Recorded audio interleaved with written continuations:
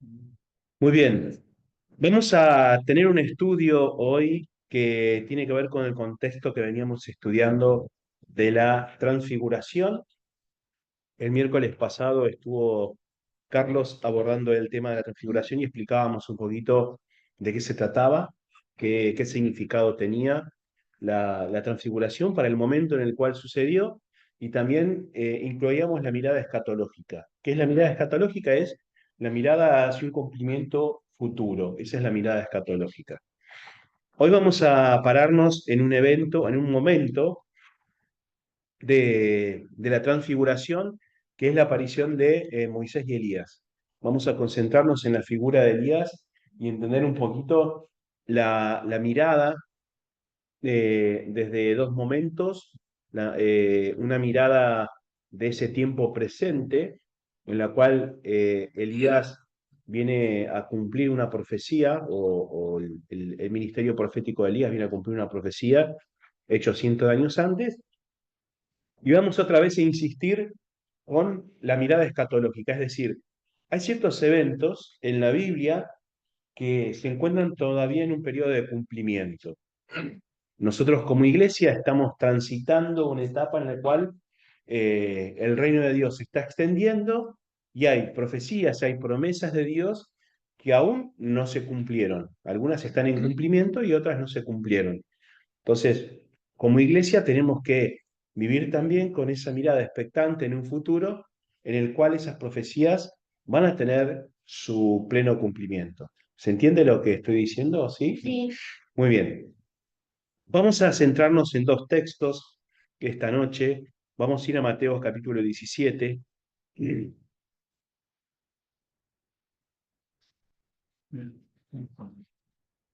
del versículo 9 al versículo 13.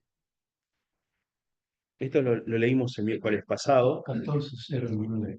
14:09.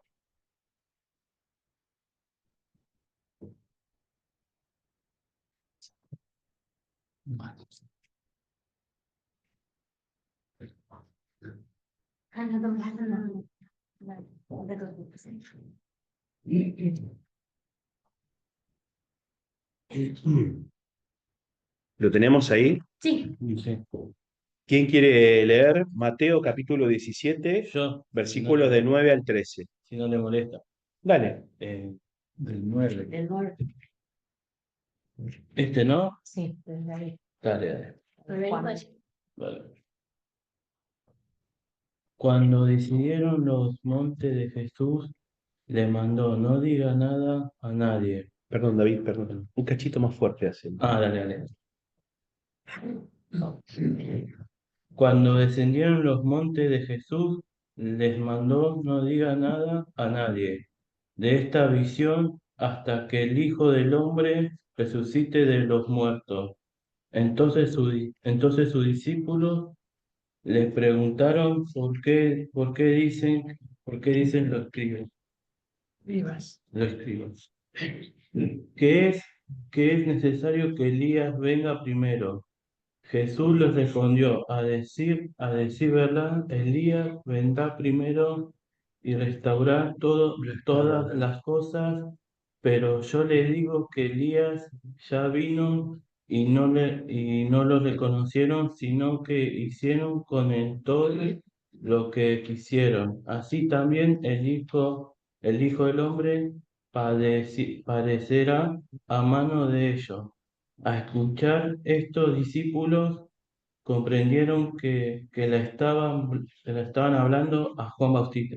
Bien, muy bien. Gracias, David. Bueno, ¿cuál es el panorama que da acá el Evangelio? Es el contexto, es la aparición de Elías y de Moisés en medio de la transfiguración. Recordamos el evento de la transfiguración en la cual se presentan estos dos personajes. Estos dos personajes son emblemáticos y son tipológicos. Esto quiere decir que representan cada uno un significado, son signo de algo. Elías representa el ministerio profético o el rol profético o el oficio profético, y Moisés representa a la ley. ¿Sí? ¿Esto está claro? Sí. Bien, es importante que lo tengamos claro. Eh, entonces Jesús después les comenta respecto de la aparición de Elías. Elías es un personaje muy importante en la religión judía. Entonces Jesús es necesario que haga una aclaración sobre Elías porque le preguntan, le dice, mira, Elías forma parte de un cumplimiento que se va a dar en un tiempo muy específico y Elías ya vino y ustedes no se dieron cuenta. Vamos a tratar de entender nosotros cuál es el significado que tiene Elías en el texto bíblico y qué relevancia tiene para nosotros como iglesia. Para eso vamos a hablar un poquito sobre el profeta Elías. Vamos a centrarnos un poco en los tiempos para que tengamos una dimensión de lo que estamos hablando. El profeta Elías predicó alrededor del año 850 antes de Cristo. Hagan cuentas. Estamos en el año 2000. Hace 2850 años, un montón de años, tuvo su ministerio el profeta Elías para Israel, año 850 antes de Cristo. El ministerio del profeta Elías viene en un momento de crisis de Israel. Hay una crisis, ¿por qué? Porque Israel ha cedido a las religiones paganas, las religiones que lo circundaban, los líderes de Israel, desde su institucionalidad, también han cedido a lo que se llaman las religiones sincréticas. ¿Saben lo que son las religiones sincréticas? No. ¿No? Una religión sincrética es una religión mezclada con un montón de enseñanzas de otras religiones. ¿Eh? Por ejemplo, una religión sincrética es la religión Umbanda, por ejemplo. Es una religión sincrética que mezcla creencias de religiones africanas, de religiones cristianas y de creencias populares. Entonces, eso es un sincretismo, es una mezcla de cosas. Eh, Israel entonces en esta época está cayendo en una adoración generalizada e institucionalizada sincrética, es decir, que es una mezcla de religiones. Su religión a un solo Dios está mezclada con la adoración a otros dioses.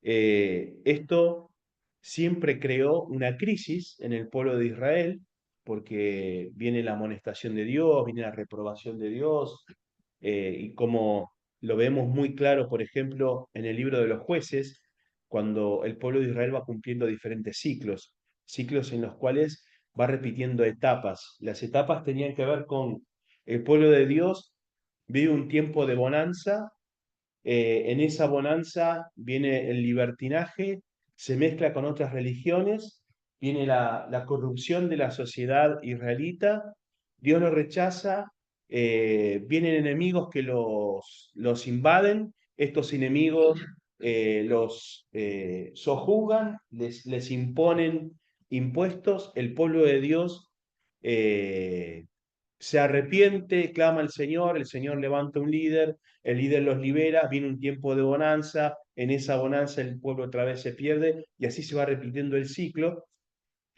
Israel ahora está en un ciclo de corrupción. Israel ahora está en un ciclo, en esta época, año 850, de perversión religiosa. Y en este contexto, el profeta que manda a Dios es Elías, el cual viene a primero a denunciar, que es una de las facultades que tiene el ministerio profético, denunciar que el pueblo de Israel está haciendo mal. Como que todo le viene bien a ellos antes que viene Elías a denunciar eso. Claro, Elías viene a denunciar que el pueblo de Israel se está desviando Sí, de pero lo a que ellos tiene que hacer. que le viene todo bien a ellos. Sí, ¿Me ponele, entiendes? cualquier colectivo lo deja bien, como Sí. David, cualquier colectivo lo deja bien. Eh, entonces, Elías viene a denunciar esa situación. Cuando miramos hacia la historia, no solamente desde la historia bíblica, ahí en el libro de los Reyes, si no vemos en la historia escrita, los registros históricos, vemos que Israel va de mal en peor hasta más o menos el año 750, 722. Pasan unos 70 años desde que está el ministerio profético de Elías hasta la caída de Jerusalén. Vienen los asirios, arrasan con Jerusalén y se llevan a la gente, los mejorcitos se los llevan para sus pagos. Esto nos da una clara muestra de que el pueblo de Israel no aprendió en ese momento, siguió con su culto sincrético, con sus religiones sincréticas, y pagaron el precio de hacer lo que querían hacer.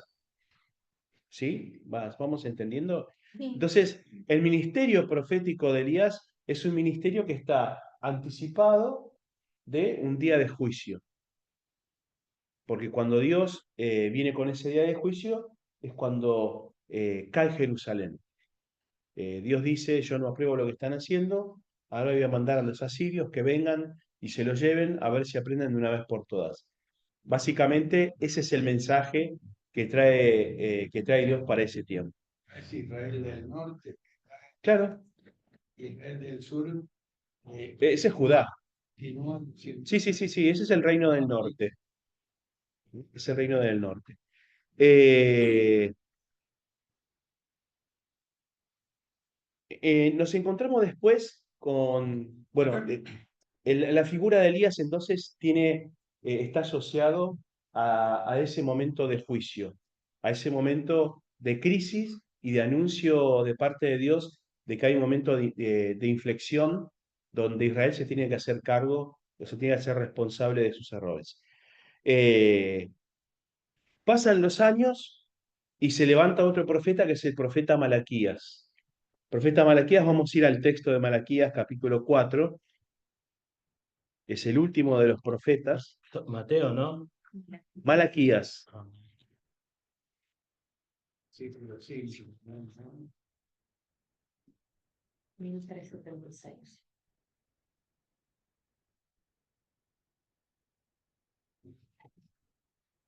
Malaquías. en el año 720, el reino del norte es llevado a Siria. En el año más o menos 540, 550, vuelve Israel al territorio donde estaba. En el año 450 está esta profecía de Malaquías, Malaquías capítulo 4, página 1376. Acá. Fíjate.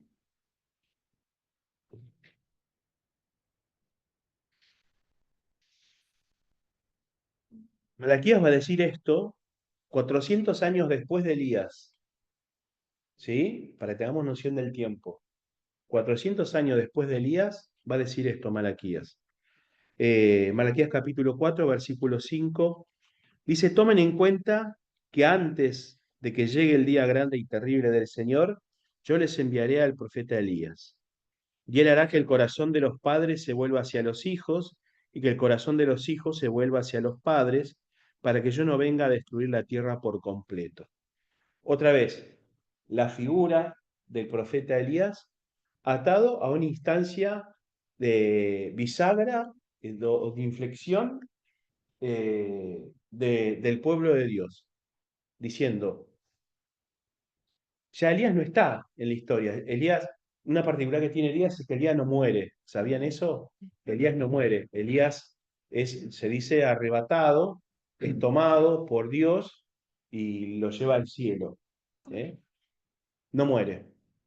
Dios lo seleccionó.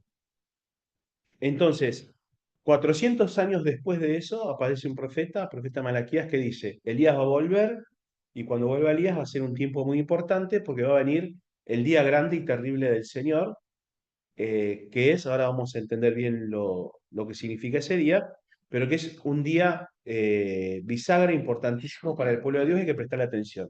Entonces, a partir de esta profecía, Elías para el pueblo de Dios se transforma en un símbolo muy importante que anticipa un hecho todavía mucho más importante. Entonces Elías se transforma en una señal.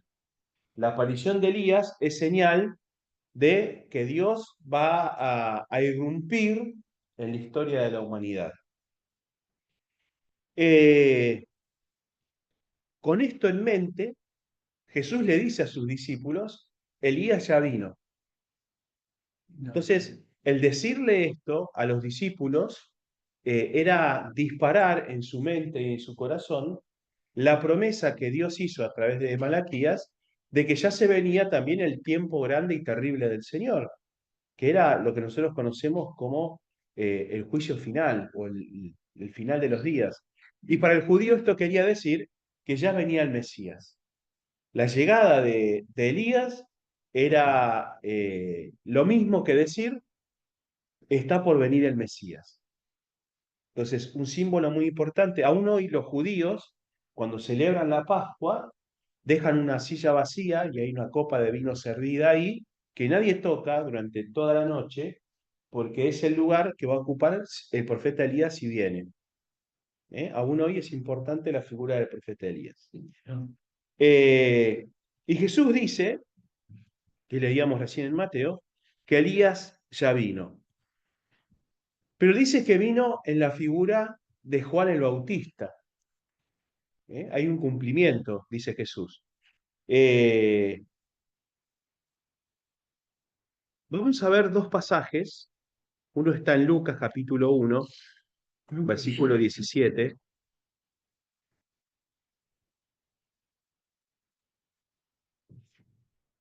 ¿Lucas cuánto? 1:17.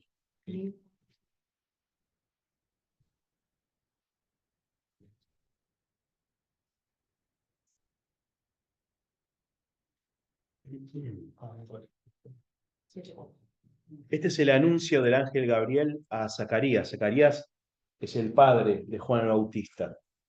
Y el ángel Gabriel le va a decir a Zacarías, ¿quién lo tiene por ahí? El versículo 17. Acá, ¿no? Lo precederá con el espíritu y el poder de Elías, para hacer que los padres se reconcilien con sus hijos y para llevar a los desobedientes a obtener la sabiduría de los justos. Así preparará bien al pueblo para recibir al Señor. Bien, se entiende, ¿no? Acá Sí. está haciendo referencia directamente a la profecía que hace Malaquías, el ángel Gabriel, y le está anunciando a Zacarías que Juan el Bautista va a venir con ese ministerio profético, con ese espíritu que tuvo Elías. Entonces, por eso se hace hincapié siempre y se dice que Juan el Bautista venía a preparar el camino para la intervención o para la llegada del Mesías. Pero vamos a ver otro pasaje más. Vamos a ver Mateo capítulo 11.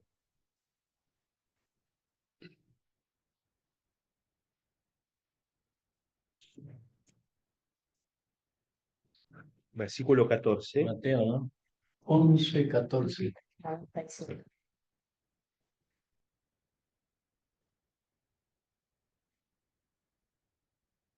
Donde es Jesús el que habla,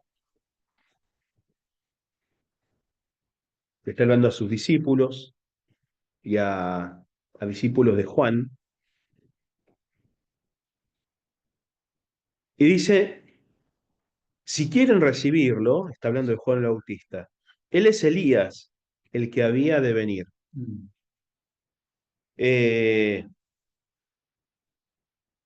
Recapitulemos el tema de los años. 850 años antes de Jesús, o sea, 2850 años para atrás, está el profeta Elías cumpliendo su ministerio, anunciando que si Israel no cambia de camino, va a estar todo mal. Israel no cambió de camino, estuvo todo mal. 400 años después, viene el profeta Malaquías y dice, Elías ahora va a volver y va a anticipar el día del Señor, el día en el cual se va a presentar el Cristo, el ungido de Dios, y después va a venir el final. Desde la profecía de Malaquías hasta el Juan el Bautista, pasan más o menos unos 470 años, más o menos, para redondear un poco de cifras. Y Jesús dice, este es el cumplimiento de la profecía de Malaquías con Juan el Bautista. Es decir, que Juan el Bautista entonces lo que viene a anunciar también es un tiempo bisagra para el pueblo de Dios. Esto fue hace 2000 años. Cuando habla el texto del día grande y terrible del Señor, está hablando de, de un inicio de temporada que se inaugura con Jesús, que es la llegada del reino de Dios.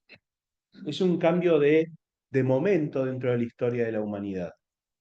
Cuando Juan el Bautista está desarrollando su ministerio, dice, el reino de los cielos está cerca. Se ha acercado a vosotros. El reino de los cielos está cerca, decía Juan el Bautista. Lo que decía Jesús era, el reino de los cielos se ha acercado a vosotros, o el reino de los cielos se ha acercado, o ha comenzado. Lo que viene a inaugurar Jesús con su ministerio es el reino de Dios sobre la tierra, la expansión del reino de Dios. Esto tiene todo un desarrollo dentro de la historia de la humanidad que va a abarcar desde la llegada, desde la encarnación de Dios, o de la encarnación del Hijo de Dios en la tierra, como Jesús, hasta el final de los tiempos. En este gran paréntesis en el cual estamos nosotros, es la expansión del reino de Dios sobre la tierra. Estamos en no me sale la palabra ahora, bueno, pero estamos como en este cumplimiento, donde no es el cumplimiento final del reino. Hay una intención escatológica de la hora, pero el todavía no. Estamos esperando el juicio ¿no? final. No, eso es otra cosa, eso es otra cosa, el estado intermedio. Estamos esperando el juicio final. Pero estamos nosotros en una instancia en la cual los tiempos de Dios siguen avanzando. El anuncio del ministerio de Elías fue dado hace 2000 años a través de Juan el Bautista. Jesús, cuando predica en la sinagoga en Nazaret, dice que viene a anunciar el año agradable del Señor, pero la profecía a la cual está haciendo referencia dice que también va a venir el día terrible del Señor. Entonces estamos como en un paréntesis nosotros entre la inauguración del reino de Dios y su firme cumplimiento, que va a ser el día del juicio final, cuando se termine la historia. Por eso, lo que decía recién, el ya y el todavía no. Es decir, estamos viviendo en una realidad que está en desarrollo. Entonces, Jesús trata de explicarle esto a los discípulos diciéndoles que Elías ya vino. Pero dicen algunos teólogos, y quiero que vayamos a un pasaje en el libro de Apocalipsis,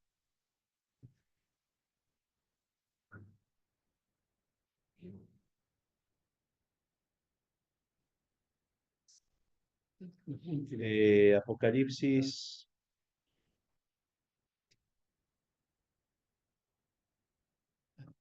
espera que se me perdió. Apocalipsis.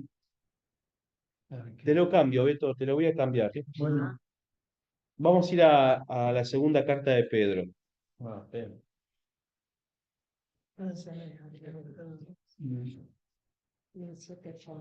Segunda carta de Pedro, capítulo 3. ¿Cuánto? 1781.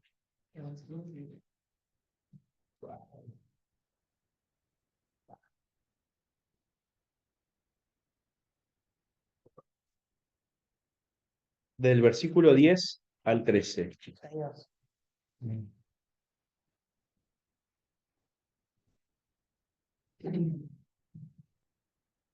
¿Quién lo tiene?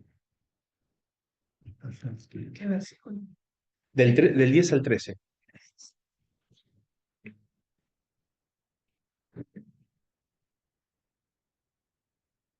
Y los elementos arderán y serán reducidos a ceniza, y la tierra y todo lo que en ella se ha hecho será quemado. Hasta el Hasta el 13. y dedicada a Dios, y esperar con ansias la venida del Dios, del día de Dios. Perdón, y esperar con ansias la venida del día de Dios. Ese día los cielos serán deshechos por el fuego y los elementos se fundirán por el calor de las llamas. Pero según sus promesas, nosotros esperamos un cielo nuevo y una tierra nueva, donde reinará la justicia. Bien. Quiero que esta noche quede bien claro el momento histórico en el cual estamos viviendo como iglesia de Jesucristo, digo, no solamente como congregación, sino como iglesia de Jesucristo. Estamos viviendo un tiempo que mira a un futuro, no sabemos si cercano o lejano, porque los tiempos no los conocemos, pero donde aguardamos el cumplimiento de esa palabra de Dios, de esa promesa de parte de Dios, que dice, todavía falta que venga el día grande y terrible, o el día de Dios, dice Pedro. ¿Eh? Ese es un tiempo que va a venir. No estamos hablando de un momento simbólico. Estamos hablando, más allá de lo literal que pueda ser o no la descripción que dice Pedro ahí del fuego y la destrucción de todo, más allá de esa literalidad, hablamos sí de un nuevo tiempo de Dios que viene como a cambiar todas las cosas. ¿Eh? Podemos ir, por ejemplo, a los relatos de Apocalipsis y leer ahí que dice que la tierra y el cielo dejaron de ser y viene una tierra nueva y un cielo nuevo, que es lo que dice también Pedro. Pero quiero que tengamos esa perspectiva futura, esa sensación de que la vida acá en la tierra tiene un propósito, que nuestro futuro con Dios tiene todavía mucho más de lo que podríamos llegar a estar esperando en esta vida. ¿Se entiende lo que estoy diciendo? Sí. Si no se entiende, me dicen, no te entiendo nada. Y yo le explico de nuevo. Eh, Dicen algunos estudiosos que la aparición de Moisés y de Elías va a volver a darse otra vez al final de los tiempos. Esto es una nota de color que quiero dejar. Apocalipsis capítulo 11 nos habla de los dos testigos. ¿Eh? Yo voy a leer lo que era el- Bueno, acá dicen algunos que son Elías y Moisés. ¿Eh? Es simplemente para tener una referencia. Apocalipsis capítulo 11, versículo 3.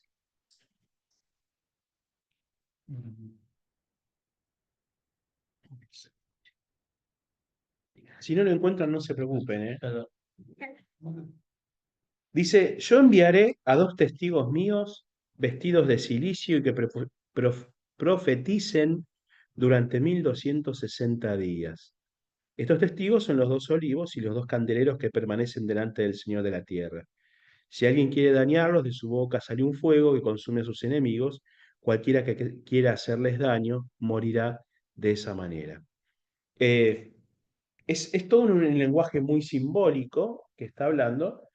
Algunos entienden de que estos dos testigos van a ser también una tipología del ministerio de Elías y de lo que representaba Moisés. ¿Eh? Otros dicen, bueno, puede ser Enoc y Elías, que son los que no se murieron nunca y fueron llevados por Dios.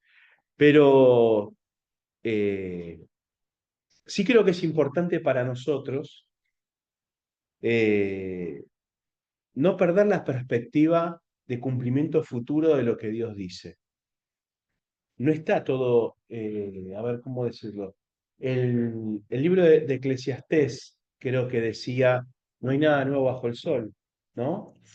Y a veces como iglesia vivimos como si ya estuviera todo cumplido, donde lo único que resta para nosotros es disfrutar todo lo que Dios tiene. Bueno, no es tan así. No digo lo de disfrutar, digo, no está todo cumplido. Estamos viviendo nosotros en un tiempo de cumplimiento, en el cual tenemos que extender el reino de Dios a través de la predicación del Evangelio, y Dios sigue obrando en la gente hasta que llegue el día de juicio, el día terrible del Señor, teniendo en mente que ese día va a llegar. ¿Mm? ¿Estamos? ¿Algo que se les ocurra decir? ¿Algún comentario, alguna pregunta? ¿Por ahí algo que estaban pensando y no se atrevían a decir? Es el momento para decirlo ahora. Para mí esos dos testigos no son ni Moisés ni Luis. Bueno, Te explico qué son. Para mí son los representantes de la iglesia. Es la predicación del Evangelio. Cuando dice que, porque es un libro apocalíptico, el lenguaje es totalmente simbólico y figurado.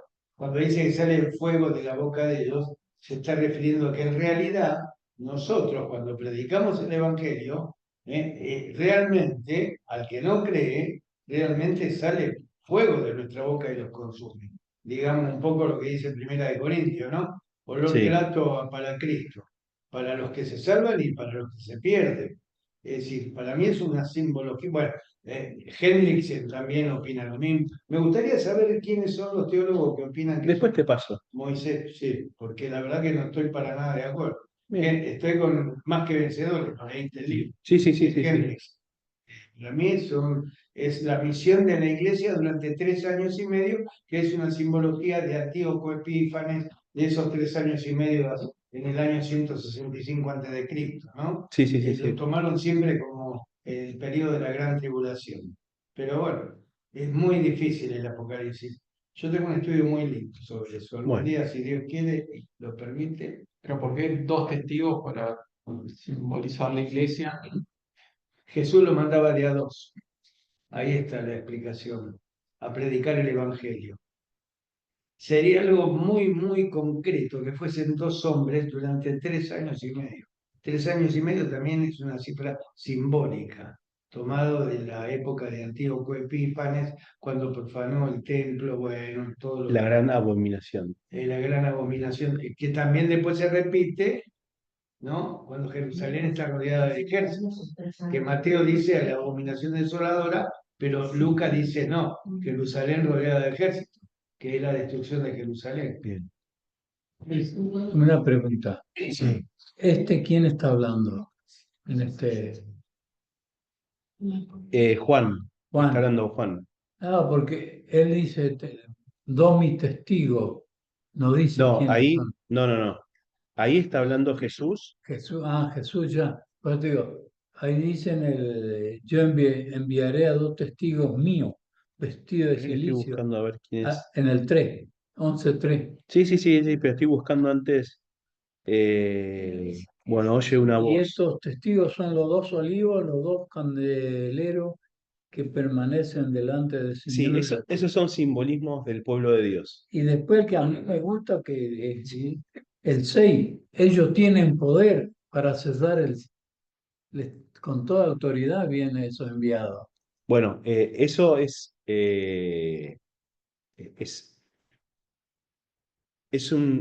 como una referencia, no me salía la palabra. Ah, Es una referencia al ministerio de Elías. ¿eh? Por eso digo. Elías en su ministerio hizo eso, por pedido de Dios, obviamente, de decir que no llueva y después que llueva, Sí, y sí. estuvo, creo que fueron 3 años sin llover. ¿eh? Ah, Eh, le está respaldando, le dijo, ellos tienen poder para cerrar. sí, sí, sí, claro, claro, claro. Pero más allá, quién representa a nuestros testigos, es el tiempo que estamos viviendo como iglesia nosotros hoy. Donde estamos camino a cumplimiento todavía de profecías y de promesas de Dios para nosotros. Es decir, que el- la obra de Dios sigue tan viva como hace 2000 años atrás. ¿eh? Fíjense, o una profecía que se dio 470 años antes, hablando de la vuelta de Elías, cuando Elías ya no estaba, cuando Elías ya no existía acá en la tierra, se cumplió con Juan el Bautista, 470 años después. Hoy estamos a 2000 años de ese evento y todavía la palabra de Dios sigue vigente como en ese entonces. Hay una vigencia de la palabra a través del tiempo. Podríamos citar muchos pasajes que nos hablan de la vigencia de la palabra de Dios, que nosotros no tenemos que perder de vista. La Biblia no es un libro para darnos ánimo a nosotros, es decir, que un libro de aforismos, en lo cual, bueno, estoy deprimido, lo leo y me voy a sentir mejor. Es la palabra de Dios que también nos está anunciando el cumplimiento de los tiempos. Tenemos el comienzo del Génesis hasta que lleguemos al fin del Apocalipsis. Sería que se va a quemar todo este mundo. Y en el medio estamos nosotros, Nosotros tengan esperanza de tener un nuevo mundo. pero en el medio estamos nosotros. Estamos- No es un libro de cuentos, No, donde el final del Apocalipsis es todavía un final que nosotros no vivimos, que todavía no se dio. ¿Eh? ¿Se entiende el concepto que quiero transmitir? ¿Sí? Lucas, ¿sí? No, claro. Estar atentos, importante. A veces uno mira para adelante, bueno, y va para adelante, bueno, está tanto, uno no lo sabe. Y que tenemos que vivir también en función de eso, ¿cierto? Sí, De que estamos a tiempo de hacer cosas hoy. sí, sí. Es el texto que leíamos recién de Pedro, decía eso. No hay mensaje más importante que el Evangelio en el mundo entero. Por eso yo creo que las palabras el día del Señor grande y terrible también se refiere a la crucifixión. No puede haber algo a la crucifixión. No puede haber algo más terrible que lo que pasó hace 2000 años en esa cruz. Dios muriendo en una cruz, víctima, grande y terrible. Un día enorme, pero terrible a la vez, ¿no? Un poco que es un símil también del fin del mundo, ¿no? Bueno, no sé. Para mí, Si querés lo discutimos otro día. el día que se oscureció. el asesino de Dios en la cruz a manos del hombre es algo que no se puede describir con palabras. Sí, yo no sé si diría el asesino de Dios, Lo pero asesinamos, bueno, fue declarado inocente. Y un inocente que es ejecutado, eso no es una ejecución. Es no, un no, sí, sí, sí, sí, sí. Está bien, no nos dividimos del tema. crimen. Está bien, estamos de acuerdo con Jesús. Ahí, Bueno, ¿querés poner esos términos? Está bien. punto aparte. Eh, ¿algún comentario? ¿Alguna pregunta sobre este tema que estábamos hablando? ¿Queda claro quién es el profeta Elías, lo que vino a anunciar? La tipología de Elías antes del día final, antes del juicio final, antes del día terrible, que todavía ese día terrible no llegó, que va a cumplirse, que va a llegar, que tiene que ver con el pleno cumplimiento de las promesas de Dios. Todo eso quedó, ¿sí? Sí. ¿Y cuándo va a llegar? ¿Eh? Después no. No sabemos cuándo. Por eso uno tiene que portarse bien, Está bien. porque no sabemos cuándo va a llegar. No quería saber. Sí. Bueno, llegamos hasta acá entonces con el estudio. ¿Eh? Sí, tan rápido terminó. Es para Tengo que que te comer. guste tu lindo, ¿sabes? Vamos a dedicarnos entonces a tener un tiempo de oración.